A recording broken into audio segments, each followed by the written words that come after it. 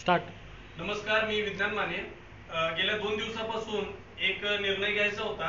अंबाबाई देवीच्या यात्रेनिमित्त व नवरात्रीनिमित्त बैलगाडी शर्यती घ्यायचा आमचे विचार चालू होते. त्यासाठी बेडकची पूर्ण टीम इथं उपस्थित आहे.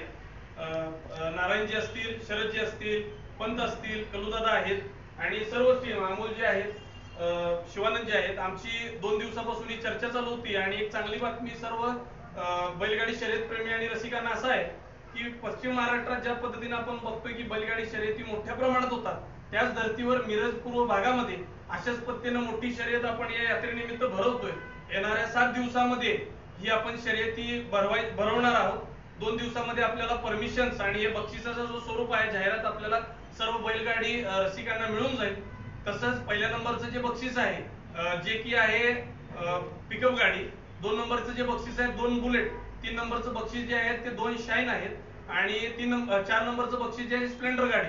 असे भव्य दिव्य स्पर्धा तिथं बेडक या गावामध्ये होणार आहेत.